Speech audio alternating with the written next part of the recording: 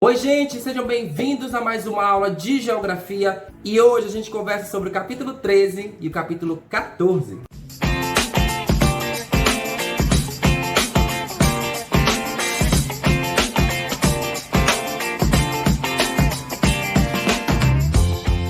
E no vídeo de hoje a gente continua falando sobre os recursos naturais que estão aí como tema de nosso livro 3. Então, para começar, vamos só relembrar um pouco o que a gente já viu até aqui. Nós já vimos que existem diversos recursos da natureza e que nós podemos utilizá-lo em diferentes atividades do nosso dia a dia. Então, já identificamos o ar, o sol, a água e o solo de maneira bem introdutória no capítulo 11. E no capítulo 12, nós identificamos a água como este recurso que existe na natureza e os usos que nós fazemos tanto na área doméstica quanto em áreas industriais, na agricultura e tudo mais. E nós identificamos ali ainda alguns problemas relacionados à água, como por exemplo, o uso inadequado, o desperdício e a poluição das águas dos rios. Mas isso não é o bastante, porque agora no capítulo 13 e 14 a gente identifica de que maneira água, solo e vegetação fazem parte do nosso componente ambiental, da terra em que vivemos, e de que forma eles, em conjunto, garantem a nossa sobrevivência.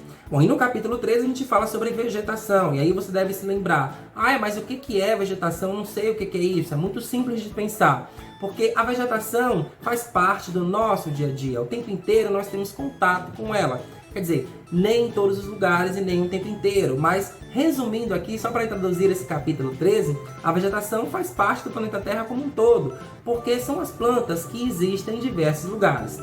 Vamos especificar esse assunto a partir de agora. Quando falarmos em vegetação, normalmente, minha gente, nós vamos pensar em árvores, em plantas, nesses elementos que existem ao redor de todo o planeta, nos países, no nosso Brasil, nas cidades, enfim. É aquele tipo de planta que existe naqueles lugares.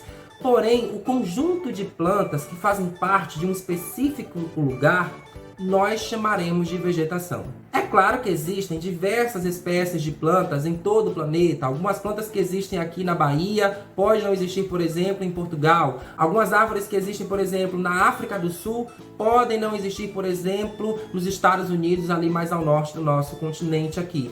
Então, o que eu quero que você entenda? Existe uma diversidade de plantas, porém, aquelas espécies que fazem parte de um determinado local, nós chamaremos de vegetação e assim a gente entende as características específicas de cada uma delas. Só para te servir de exemplo, quando falamos de vegetação, nós podemos encontrar diferentes tipos de plantas da seguinte forma. Plantas rasteiras, que são aquelas plantas que têm um caule frágil e que não chegam a alcançar muita altura, ficam mais perto do solo. Nós temos as plantas arbustivas, essas plantas costumam ter diversos caules saindo do solo e formando arbustos um pouco maiores, e os caules podem ser curtos ou longos. E também aí nós já temos as plantas arbóreas. Essas sim têm um caule mais forte, que nós chamamos também de tronco, e elas podem alcançar diversas alturas, muito altas, médias, baixas e incrivelmente altas. E aí agora que você sabe que existem esses diferentes tipos de plantas, vamos identificar quais são os tipos de vegetação que podem ser encontradas no planeta. Mas eu destaquei aqui algumas características da vegetação do nosso país. Então aí nós temos a floresta amazônica, que reúne árvores, plantas arbóreas, e nós temos os campos com uma vegetação mais rasteira. Observe que é bem próxima do solo. Já a Caatinga é uma região mais seca do nosso país aqui, principalmente aqui no Nordeste. Aí nós já temos galhos retorcidos, já temos os cactos, espécies de plantas aí que podem ser arbustivas, alcançando aí uma altura um pouco maior do que as plantas rasteiras. E também temos a mata das araucárias, que é uma espécie de planta que existe aqui no nosso país, numa única parte do nosso país, e que tem sido devastada aí pelas construções e pelos avanços das pessoas nessas cidades onde elas se encontram na região sul do Brasil. Observe que só de olharmos para as fotos a gente acaba identificando as características dessa vegetação, identificando aí os tipos de plantações que existem, ou seja, os tipos de árvores, se são rasteiras, arbustivas ou arbóreas. Então, identifique que em cada local é bem provável que as plantas não sirvam para outros tipos de locais. Como assim, tio Rodrigo? Por exemplo, não dá para pegar plantas da floresta amazônica e plantar na Caatinga, porque é uma região seca. Só vai ter ali um tipo de planta que aguente o calor, que aguente aquele solo mais seco mesmo, né? Consequentemente, não vai dar para pegar um cacto ou uma planta arbustiva ali da Caatinga, que é mais seca, e colocar numa área, por exemplo, amazônica, porque lá é muito mais úmido, chove muito mais, vai ter muita água e a planta não vai gostar. Então, basicamente, vegetação é isso. Tá bom, tio Rodrigo, mas qual é a importância da vegetação? O que ela nos influencia no nosso dia a dia, no nosso planeta? Primeiro, minha gente, que ela protege o solo, porque os grãos que formam o solo podem se soltar uns dos outros e serem levados pelo ar e pela água. Assim, as raízes vão realizar aí a proteção do solo, impedindo que esses grãos cheguem até os rios e então acabe com a natureza ao longo de seu caminho. Além disso, a vegetação também vai ser importante para a proteção dos rios, pois as águas dos rios também podem carregar uma grande quantidade de grãos de solo que fica em suas margens. Isso pode fazer com que o rio desapareça devido ao acúmulo de solo em seu curso. A vegetação também vai ser importante para a infiltração da água no solo. De que forma? As raízes das plantas também ajudam a água a se infiltrar no solo. Ou seja, as raízes que fazem a sustentação do solo, quando bate a água da chuva, contribuem também para que essa água chegue ao subsolo e a gente tenha reservas aí debaixo do nosso solo e que também contribui para as águas subterrâneas. Então, veja que a vegetação não só sustenta o solo e pode se diferenciar ao longo de um território, mas também é muito importante para aquele ambiente que a gente vive.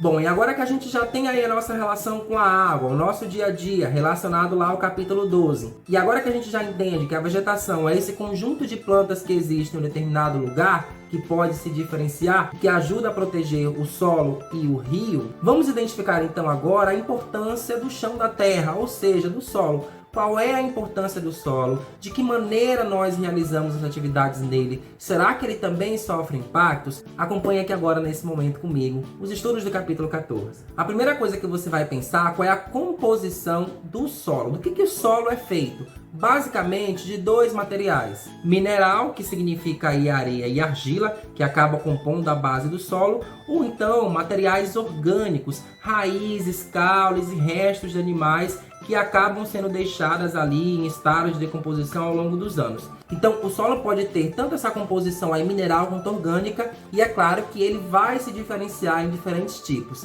Se a gente tinha os tipos de vegetação, aqui também nós teremos os tipos de solo. Um tipo de solo que a gente conhece é o arenoso, possui grande quantidade de areia. Normalmente não possui muitos nutrientes, o que dificulta o crescimento das plantas. Pode observar que em áreas onde tem muita areia, não nascem plantas. O primeiro exemplo que me veio aqui na cabeça agora é a área de região de praias, por exemplo.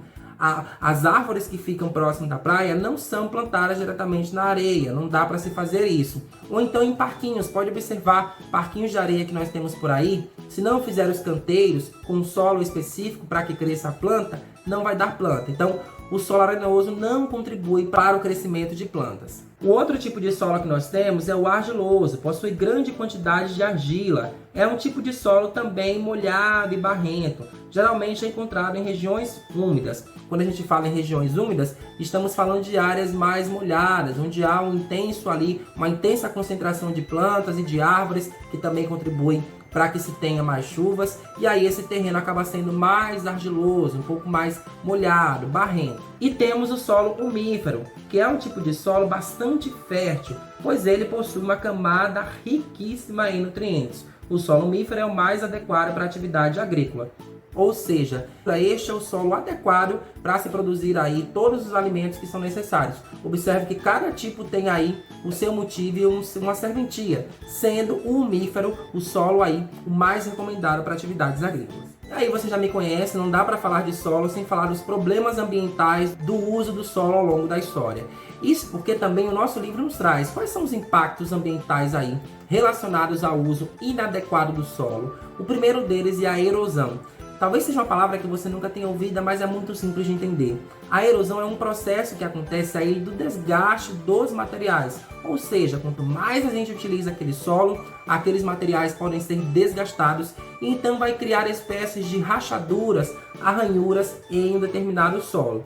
É claro que isso pode acontecer também pela própria natureza, pela ação da natureza, mas o homem também contribui para essa erosão, ou seja, para o desgaste do solo. Um outro problema ambiental relacionado ao solo é a compactação, que também acontece de duas formas. Na primeira forma, a compactação nada mais é do que as construções humanas no solo, né? Ele tem diferentes formas, diferentes superfícies, né? Tem terrenos mais ondulados, terrenos mais encurvados, terrenos mais altos, terrenos mais planos. E o que é que o homem faz para poder ajustar tudo isso quando precisa construir? Ele precisa aterrar esse terreno, ele precisa compactar este solo para que possa receber ali uma indústria, moradias, prédios, etc. Então imagine isso ao longo de toda uma história, essa compactação acontecida para construir moradias, prédios e outros estabelecimentos acabam danificando o solo. E a outra forma também que acontece a compactação do solo é quando você retira a área ali, a vegetação, e você transforma aquilo em pasto para a pecuária, para o gado. Então o solo acaba sendo prejudicado porque os animais acabam passando muito neste solo. Então é mais um tipo de desgaste provocado aí nesse caso pela ação humana e sua intervenção no solo. E o terceiro, que também faz parte desse grupo, é o esgotamento, ou seja, o solo fica cansado, ele não aguenta mais, ele vai perdendo nutrientes, ele não consegue mais dar frutos, dar plantas e fazer com que a vegetação cresça novamente. É um solo que já foi muito utilizado, muito desgastado. É claro também que existem outros problemas relacionados a isso, como por exemplo, o descarte de lixo em locais inadequados, a poluição também que acaba contribuindo para isso. Então são esses três que eu destaco, mas fica aí pensando também outros aspectos negativos do uso inadequado do solo que contribui para o seu desgaste. Bom, e assim como nós falamos sobre os cuidados que devemos ter com a água e os cuidados que devemos ter com a vegetação, a gente encerra nesse momento falando sobre os cuidados que nós devemos ter também com o solo. Afinal, minha gente, devemos realizar o reflorestamento, replantar em áreas que tiveram a sua vegetação retirada para que este solo se recupere.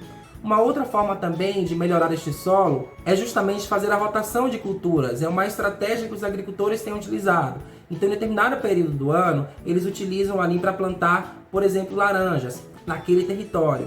Em um outro momento, eles não vão plantar novamente naquele território depois de ter sido colhido ali as laranjas. Eles vão esperar um tempo para aquele solo se recuperar ou então plantar outro tipo de cultura quando este solo também se recuperar. É mais ou menos esperar a recuperação do solo. E ainda, minha gente, uma coisa que vai fazer muito bem, mas essa é mais complicada porque envolve a sociedade em geral, é não construir em áreas de risco, em áreas onde esse solo pode acabar oferecendo algum tipo de problema e acontecer algum deslizamento. Eu digo que isso é mais complicado porque não depende só da vontade da pessoa, né? Nós estamos falando de um problema urbano, porque as cidades cresceram muito e nem todas as pessoas têm espaço para viver dentro das áreas próximas do centro e acabam indo para as áreas afastadas. Então, observe que, se a gente tomar algumas atitudes, relacionando também com algumas propostas que podem facilitar o nosso dia a dia, a gente consegue encontrar essas soluções que preservem a própria natureza. Então, basta a gente desenvolver essa consciência coletiva e colocar essas ideias em prática. Não dá apenas para escrever no papel. Temos que tomar atitudes que preservem o meio ambiente, tanto com relação à água, quanto à vegetação e também o solo. É isso, gente. Eu espero que você tenha gostado dessa aula e a gente continua conversando sobre esse assunto na nossa próxima aula, tá certo? Beijo grande, gente. Até a próxima aula. Tchau!